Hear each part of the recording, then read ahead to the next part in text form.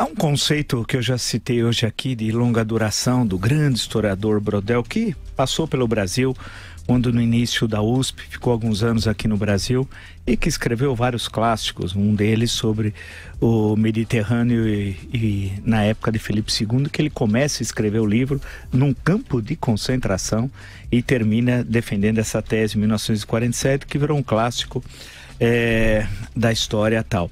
Mas essa questão da longa duração está muito presente aqui. Há uma dificuldade enorme de ruptura no Brasil. O novo nunca se constrói como novo. Ou ele é velho, puramente velho, ou ele tem tão pouca presença do novo que o velho continua a se manter e assim por diante. Agora a grande questão volta a ser a questão da corrupção. Outra vez, outra eleição presidencial que o tema da corrupção deve ser o tema dominante. Em 1960, portanto, nós estamos falando de um outro século, em outro momento histórico, a corrupção também foi o grande tema. Tinha uma marchinha, e as marchinhas eleitorais eram muito importantes, os jingles, né?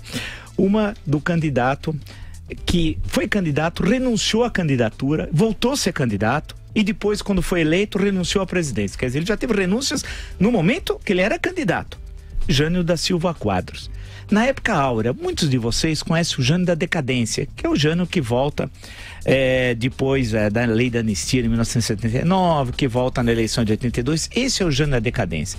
Esse aí não tem nada a ver com o Jânio que eu estou falando. O Jânio que eu estou falando é aquele que era suplente de vereador em 47, que só assumiu o mandato de vereador depois da cassação dos vereadores comunistas, depois deputado estadual em 50, prefeito em 53, governador em 54, deputado federal pelo Paraná, já que não havia domicílio eleitoral, em 58 e em 60 presidente da República.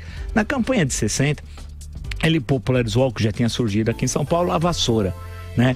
E é aquela vassoura que virou símbolo da luta contra a corrupção. Inclusive no célebre jingle varre, varre, vassourinha, você tem lá varre, varre, varre, vassourinha, varre a bandalheira, que o povo já está cansado de sofrer dessa maneira. A bandalheira era a corrupção.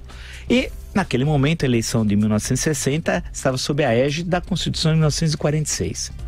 29 anos depois, né, Fernando Collor também era o combatente da corrupção. Aí não precisou da vassoura, a bandalheira era sinônimo da caça aos marajás, expressão que se consagrou através de um programa Globo Repórter da Rede Globo, e quando ele era ainda governador de Alagoas, e ele ficou muito conhecido tal, e acabou sem estrutura partidária, sem nada, sendo eleito presidente. E aí o que vigorava, essa é o jingle do Varre, Varre, Vassourinha, que os jingles eram muito bons políticos nesse período tal, tem do Jango, tem outros jingles famosos tal.